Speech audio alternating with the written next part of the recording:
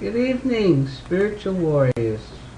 Welcome to Spiritual Warriorship, Mother Indrani, and we're discussing, studying, reading from books by His Holiness Bhaktitirtha Swami, who has 6 spiritual warriors, just called them 4 beggar meditation books, and 6 reflection books, plus 2 leadership books, quite a bit of books.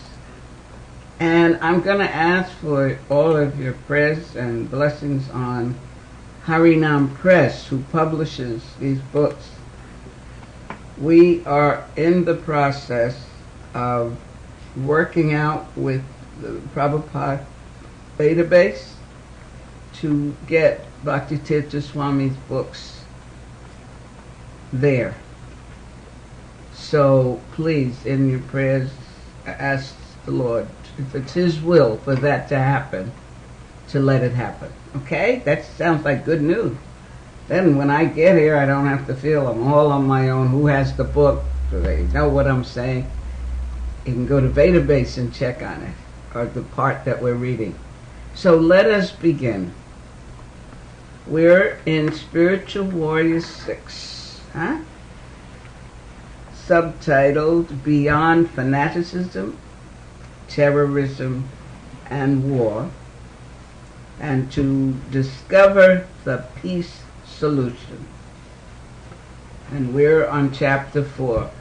Those of you who have been with me from this book, we've gone through chapter 1, the phenomenon of evil, chapter 2, why do we suffer, chapter 3, heaven and religious fanaticism. And now we're on chapter 4, entitled Different Conceptions of Religion.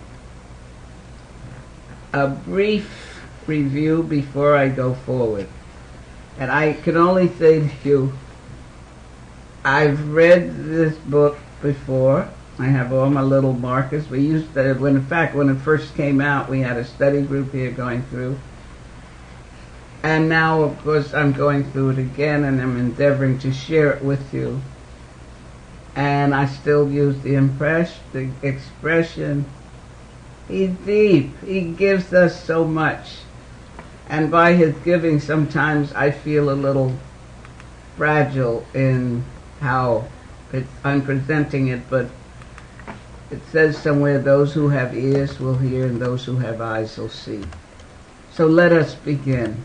And I'm happy whoever is there right now is there. And I've asked in the past, sometimes, if you have had any, experience or anecdote or from your past hearing that have come up in your life during the week, it would be nice if you would share it with us. And what I'm feeling to do before, at the end of the program, I will give you my email address. So maybe if you want to write a comment to me, you could do that if you don't want to go on the chat room. That came to me to do. Now, I'm a slow answerer of emails, but if you want to do that, I'll put the address out, okay? So we were last week, chapter 4, beginning the chapter, Different Conceptions of Religion. And the analogy that he gives, I found it interesting, and this is what he states that may help us understand or put it in perspective. He says, in one sense, religions are like vehicles that people choose to ride in according to their nature. The vehicle is not as significant as the ability to carry you where you need to go. It is unfortunate when people want to push other drivers off the road or cannot appreciate another driver who has a different car. Remember now, we're talking about different concepts of religion. We're talking about fanaticism. You see how he's bringing a picture to your mind as we go through this. Of course, some vehicles just do not function properly at all. And others look very good, but still have trouble because they're not kept up properly. However, if we have a good vehicle and continue to move along the road, we will progress towards the destination. All bona fide religions, systems emphasize that one must righteously pursue God consciousness. Sectarianism is the creation of humankind. If people do not fix themselves on the pursuit of God consciousness and only maintain superficial connections, they will create more fragmentation and exploitation. Okay, so you have that analogy. Now, as I said, we then went into researching the goal of theology, if you remember. And we see, and as we read through here, we will see that there are many different religious traditions, and they have different conceptions of God and different practices. But he's recommending that when we choose to follow a teaching, we want to find out if we do in fact feel comfortable with all aspects of the theology. So he gives us 3 initial questions that can help us make a clear evaluation. I would ask, does anyone remember what they are? Raise your hands. I can't see you, right? That way.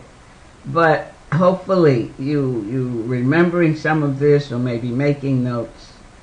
But the 3 questions are, first, what is the ultimate goal of the system?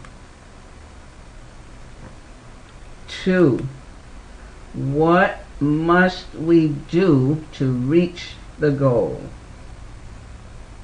And finally, do we feel comfortable with what those who have authentically followed the goal obtained? Now, if you feel comfortable with the process, you like the goal, then we want to know about the people who have succeeded on that specific path. And we want to find out if we are comfortable with what they are experiencing, since we can or will be like them. So if we feel comfortable with answering all these 3 questions, then we should use our free will to pursue the goal with great intensity and chastity. So I hope if you heard this, you've been considering this and looking at the path you're on, the path you're pursuing, and where you are. We then looked at 2 types of religious practitioners. Anybody remember what that was? Homework. I'm going to have to start giving homework. But what we want to do is examine some concepts in relation to religious practices, beginning with those who follow those practices. And he names 2, and he uses Sanskrit and then English.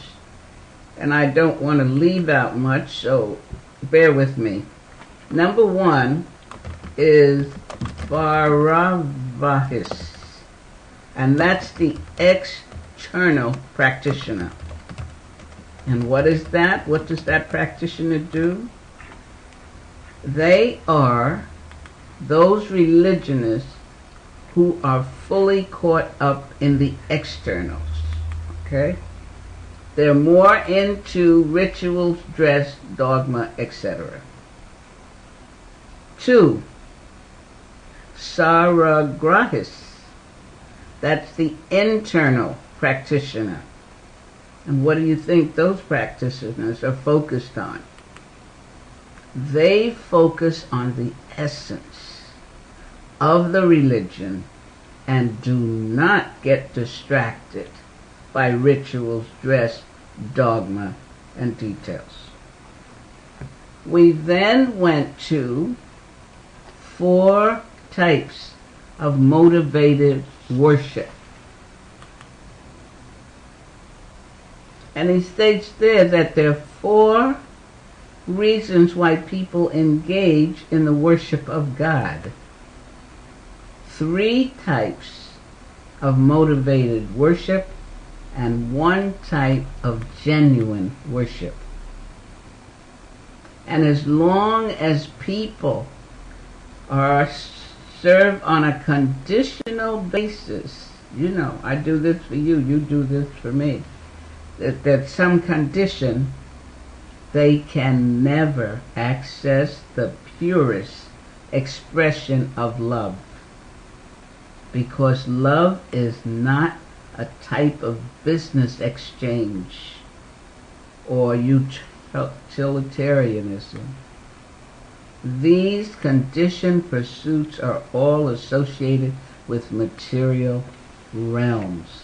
And we are studying, practicing spiritual warriorship. So we want to understand and move to the spiritual realms. Number 1, we're looking at motivated worship, and as I said, this is just a review. I'm not reading the whole thing. It's to jog your memory or something for you to consider. And again, before I go further, this book, Spiritual Warriors 6 by Bhakti Tirtha Swami, if you care for a copy, you can purchase at Krishna.com store. It's a wonderful book to have in your library, especially during these times of hearing so much about terrorism and all the things that's going on out there. And he addresses quite a bit of that here. So we're looking at 4 types of motivated worship. Our 3 are motivated and 1 is genuine. The first one is worship out of fear. It means that people serve the Lord in order to avoid suffering in hell. This type of worship involves more fear than knowledge of the higher realities. Number 2, conditional worship for material aspirations. And I think you know what that means, right? Many times people only think about God when they want some material pleasure or commodity. Oh God, you know, you want the Lord to serve them. He's thy servant. Oh yeah, now, give me that job, give me that car, give me. And they're often making many requests. But they simply invoke the Lord when they want sense gratification or need some obstacles removed from their lives. That's another conditional worship. 3, serving out of duty. Now in this case, a person serves according to the rules, regulations propounded in the scriptures. The scriptures tell us what to do as well as what to avoid, regulations which one should follow until they rise to a more spontaneous level. So ultimately, rituals and rules are necessary to keep the practitioner, to help the practitioner develop a deeper internal connection. And the fourth he gives us is raga. It's called worship out of genuine attraction. And here he reminds us that love means that the lover goes out of his or her way for the beloved because he or she genuinely wants to honor the beloved's presence. So most of us who say we love God, what does that love mean? That God is supposed to serve us, or that we will serve him and we'll go out of our way if necessary. He tells us here that self-realization does not mean that we have to learn who we are. Rather, it means uncovering our actual identity. How? By freeing ourselves of superfluous involvements in our lives. It involves removing the acculturation forced upon us by material energy. So those are the four motivated worship. Now, this is tonight's class. It's titled Differences Between Religious Traditions. So just try to follow me with this. He gives some very specific details here, and I hope we can follow together. The first one is a difference in teachers. This addresses the fact that people of various faiths have particular saints, prophets, or acharyas whom they adore and abide by. Now, Bhaktivinoda Thakur, who was one of ISKCON's acharyas, he speaks of how the adoration of one's teacher is natural and important. And I'm sure those of you who have been in school, college, or whatever, even grade school, there's been maybe one teacher who you really cared for because of how that teacher treated you and was helping you to learn. So it's a natural phenomenon to have adoration of one's teacher. People of one faith should not try to impose the supremacy of their teacher on another. We honor the fact that there is ultimately one God. One God. Whether we call God Allah, Yahweh, Jehovah, Krishna, or Supreme Lord. However, we can appreciate the same Supreme Person. However, we can appreciate that the same Lord sends different representatives according to place, time, and circumstance, which we call Desha Kalapatra. Now, sometimes these ambassadors have a very specific duty and have different qualities in terms of what they intend to give to the people. They are asked to present various levels of knowledge according to what people need at a particular time. So are we clear on that, what he's giving us here? There's ultimately one God, by whatever name you call him. But he sends different representatives according to the time and the place and the circumstances to give the people in that place and the circumstance what they need at a particular time and place. For instance, he gives an analogy here again. 3 students might intend to graduate from a particular university. But the first student is in high school.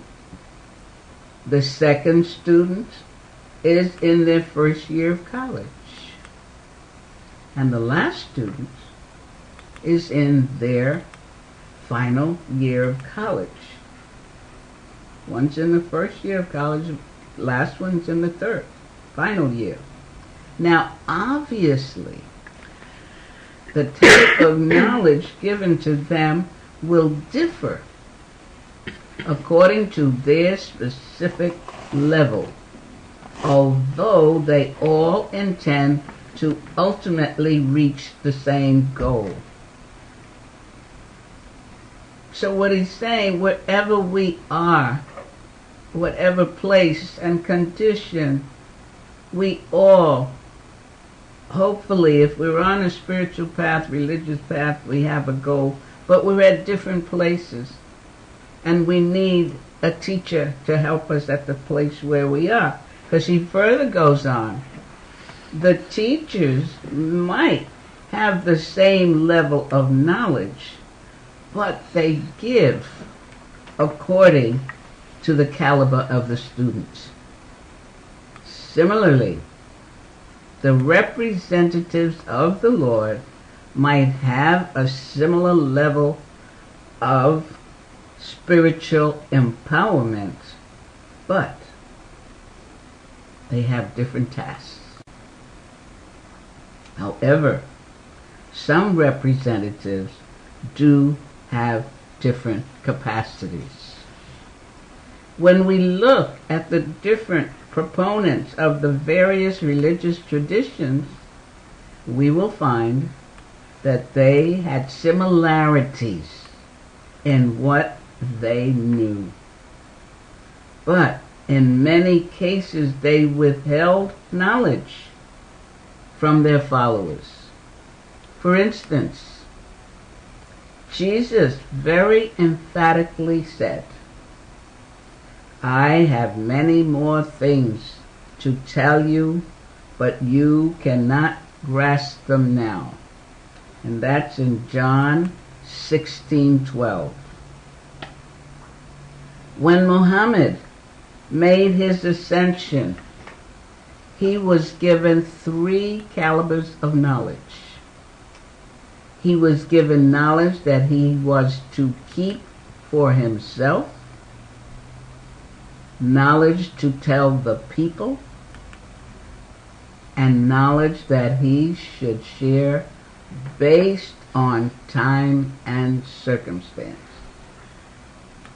Buddha also said, "Many things I have not explained." These particular messengers shared some similarities, but they had specific assignments to complete. When we look at any bona fide messenger connected with the spiritual realm, we will find them emphasizing similar principles. What is that? Love God with all your heart. Love your neighbor as yourself. And this world is not your eternal home. They have variations on how they try to remind people of these basic truths. They try to guide people out of the incarceration of the three modes of material nature. Try to stimulate them to develop more loving relationships amongst themselves and ultimately want people to render loving service to God. 3. What are we looking at now? We're looking at differences between religious traditions. Here, we're looking at difference in the worshiper's mentality and expression of reverence. Now, here, mentality refers to a psychological disposition, often infused by a person's culture or inherent to a particular religious tradition, which in many cases relates to the culture from which the tradition originated. Cultures carry certain patterns of mentality and mood. Now, this leads us to consider how our material condition is a part of our spiritual practice. Various people can be in line with the essence of a theology while I'm stuck on a word? No, I'm not. While extraneously, intrinsically, having differences. For instance, he's stating, in my work with the International Society for Krishna Consciousness, I see a myriad of diversity. This is the author speaking. Chinese, African, German, Indonesian, French, Mexican, Russian, Indian, American, Japanese, etc.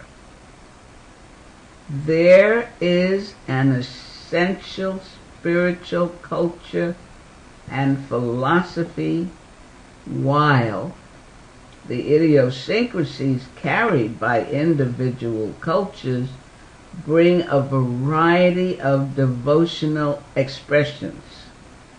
It is wonderful to see how the essential elements of devotion to Krishna are present, while the expression is so variegated. Of course, in cases where the devotee's understandings are shallow, I also see unfortunate quibbles over minor differences. So if it's shallow understanding, you haven't gotten to a little higher realm to see the allness of the Lord working. Furthermore, different systems have different ways of expressing their worship.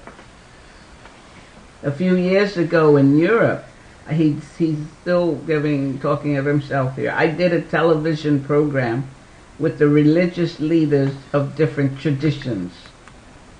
They asked each of us to state which day we accept as our holy day and explain why.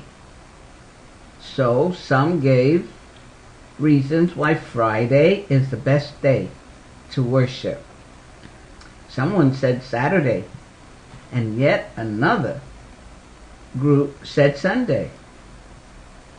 Another representative suggested that we have no need to have formal worship at all. When my turn came to speak, I simply asked, is there any day that is not a day of the Lord? Isn't every day an opportunity to glorify the Lord? If only Friday, Saturday, Sunday are the Lord's days, then to whom does the rest of the week belong? Yes, it's true that our traditions may differ and may offer us different days in which we gather as a community. But we should focus on God's service every day.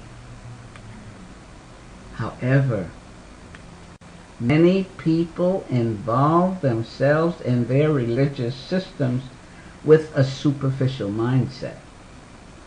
They do what will enhance their immediate sense gratification most of the time. But one day a week or a month, they try to involve themselves more deeply in spiritual matters. Again, love is not a flickering emotion that we turn on and off. When we genuinely love another, we try to honor and connect with the object of our love all the time. And here again he's referring to love of God, which is the ultimate goal of any religious system. He tells us different systems also have different ways of approaching reincarnation. Now the Bible mentions that we reap what we sow. Find that in Matthew 26:52. As we look deeper into some of the esoteric aspects of the Bible, many expressions indicate that we have an existence beyond the physical body. Corinthian explains that we have a terrestrial body and a celestial body. While we reside in the physical body, we are away from God. The Quran 2:28 says, "How disbelieve ye in Allah when you were dead, and He gave life to you? Then He will give you death, then life again, and then unto Him ye will return." This emphasizes the concept of samsara, or repeated birth and death. And that's found in the Vedic scriptures. In Bhagavad Gita 2:13 it states, "As the embodied soul continuously passes in this body from boyhood to youth to old age, the soul similarly passes into another body at death." A sober person is not bewildered by such a change.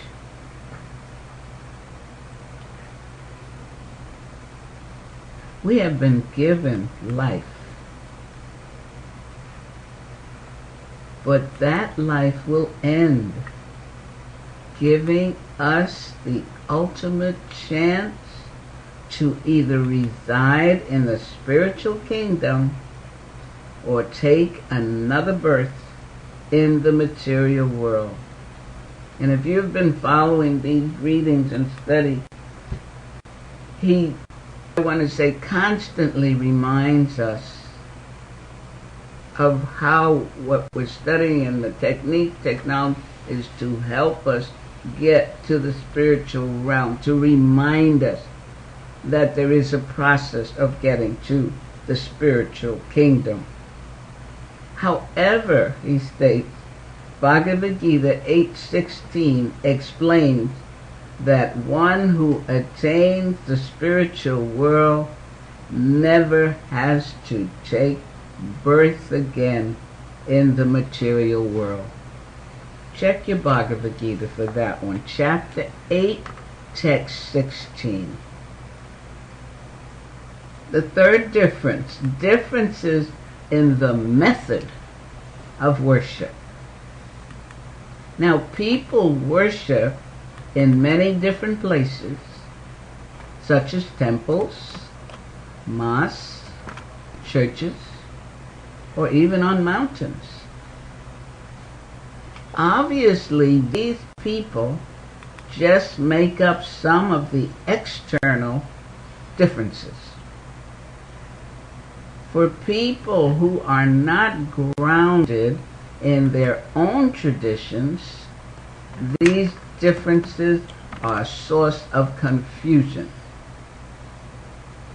Differences that come together around a strong nucleus of love and understanding engender unity.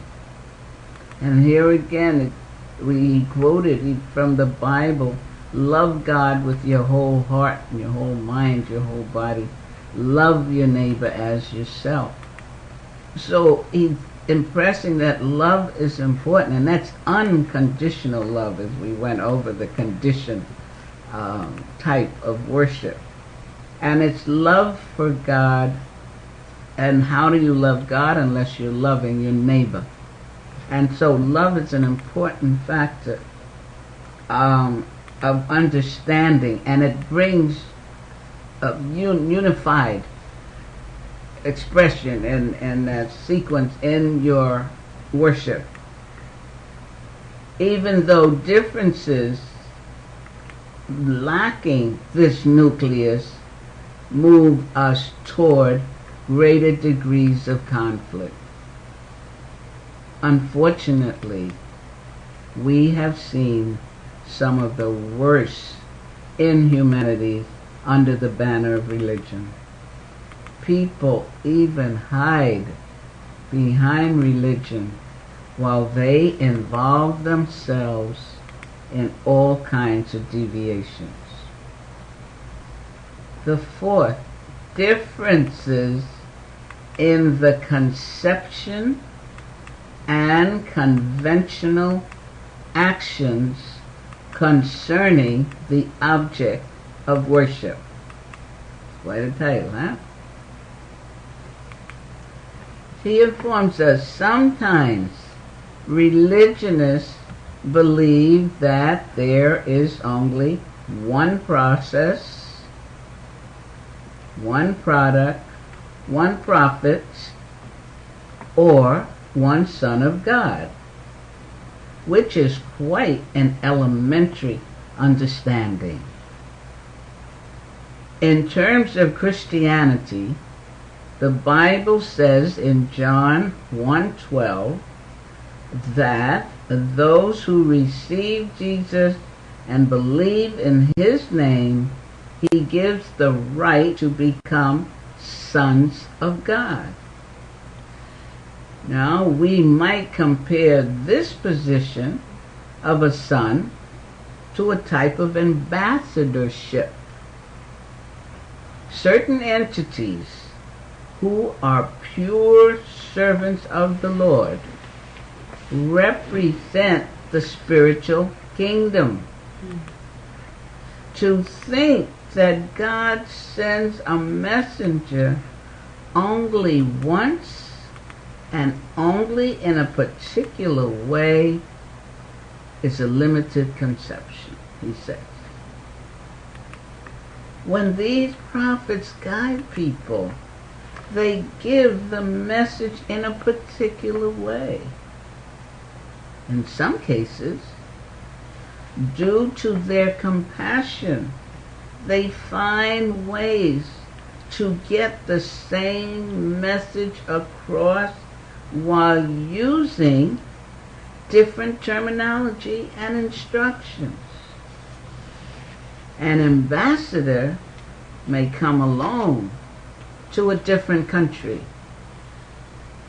but he or she has the power of attorney to represent a particular country. However, the individual must correctly represent the country if he or she wishes to remain an ambassador. That's quite an analogy. Hope you got it. There are also different notions surrounding the form of the Lord, especially in terms of how his form can be approached by us in worship. These differences stem from a different conception of the Lord. Some people are taught that the Lord is beyond the physical world and cannot be expressed through physical materials, while others are taught that in being unlimited, the Lord can manifest himself in a form appropriate for limited beings like ourselves, be it a physical icon or an abstract concept. In one sense, everything is a manifestation of the Lord. Everything is a manifestation of the Lord. Because why? He is the Lord. He is in everything, through everything. With a mature understanding of the divine, we can hold proper respect towards the various objects of worship, being able to reconcile apparent differences by seeing them in their proper perspective. Let me repeat that. With a mature understanding of the divine, we can hold proper respect towards the various objects of worship, being able to reconcile apparent differences by seeing them in their proper perspective.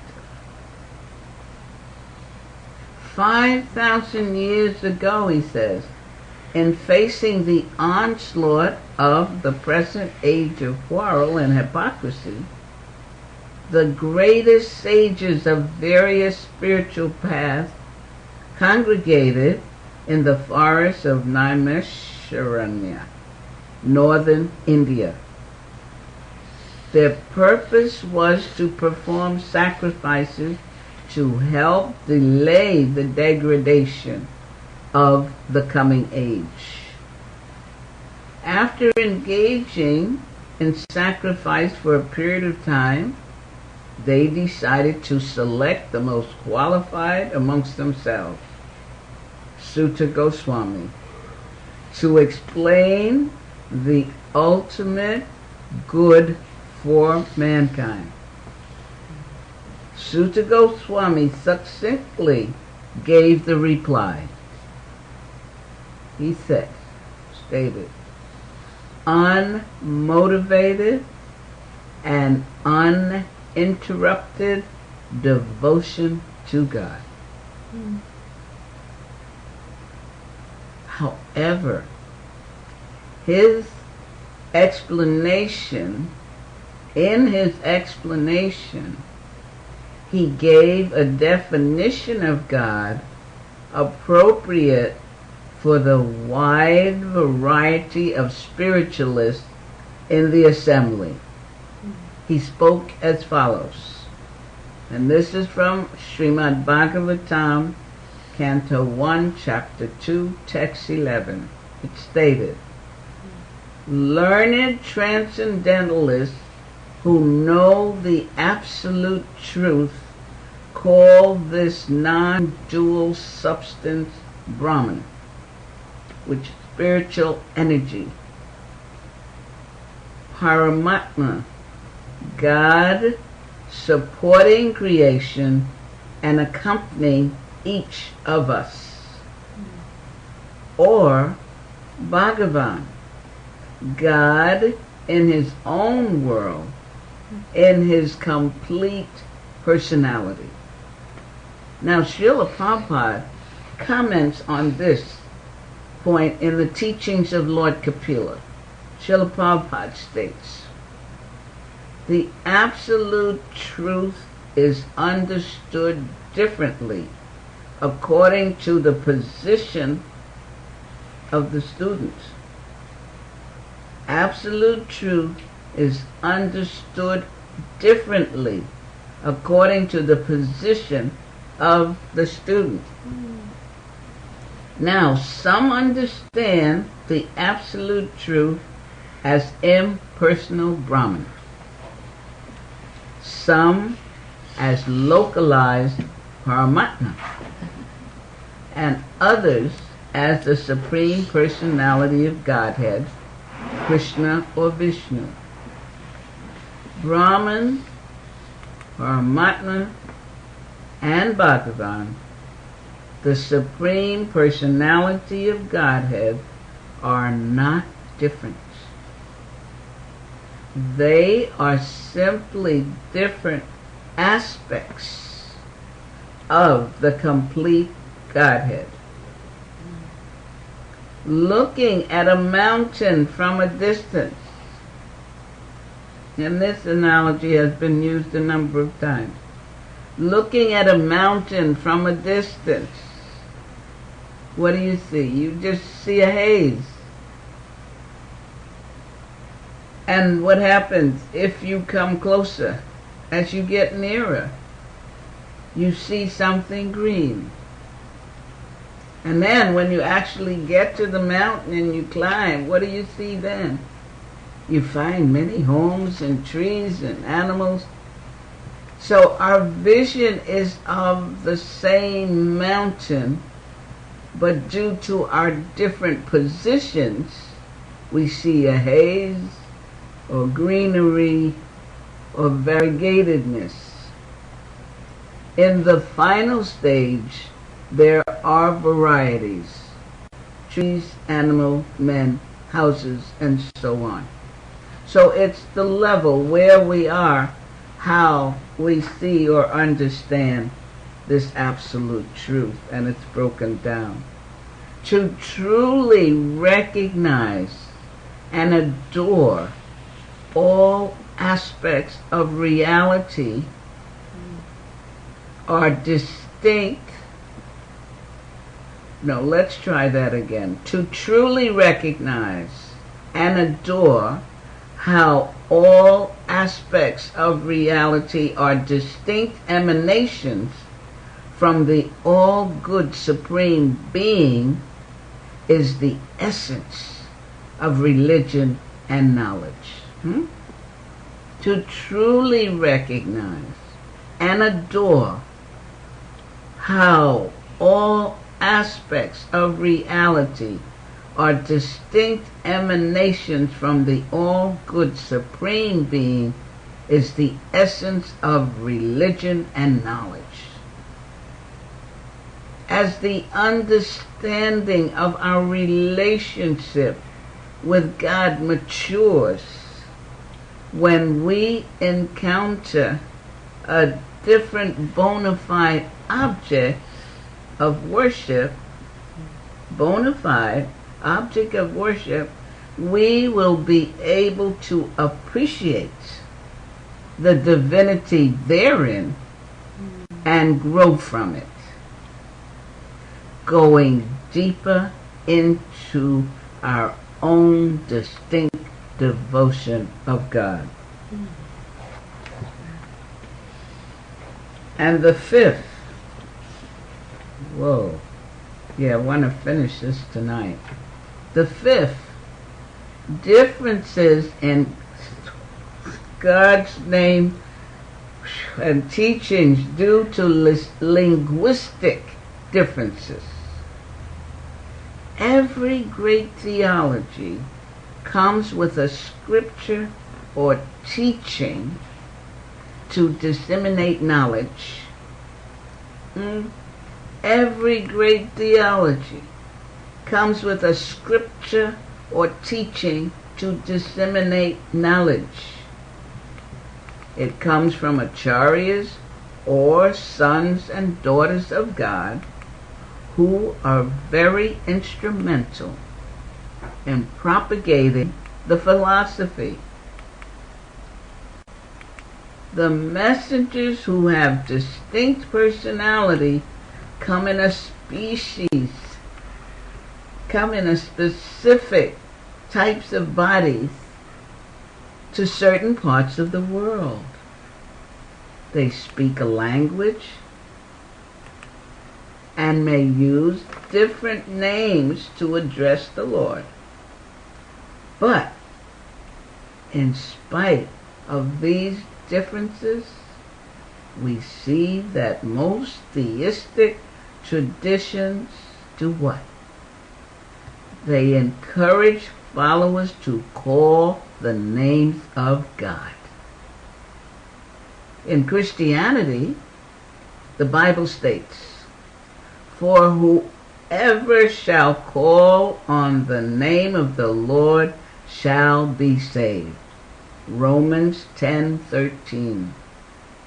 In Psalms 113, 2-3, "Blessed be the name of the Lord from this time forth and for everyone, from the rising of the sun to the going down of the sun. The Lord's name is great." The Quran 7:180 says, "Allah's are the fairest names. Invoke him by them." Again, the Quran 17:110 says, "Cry unto Allah, or cry unto the Beneficent, unto whichever ye cry, it is the same. His are the most beautiful names."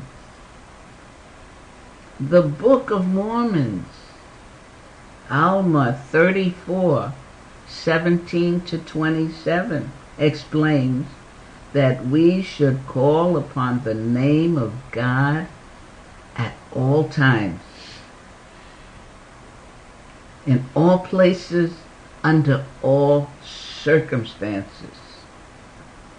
In Buddhism, the 18th vow of the Amida Buddha emphasizes that all who sincerely call upon his name will attain his pure land, or a parasitical,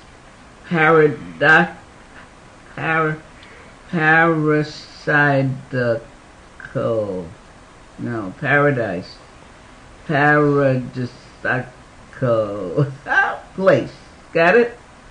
In which the person can continue their quest for enlightenment. So you see, this calling on the name of God is not a new concept. It's there. It's in all scriptures. We even find in mystery schools like Eckankar an emphasis on calling on the name of God, Hugh, as a means to attain greater spiritual realization.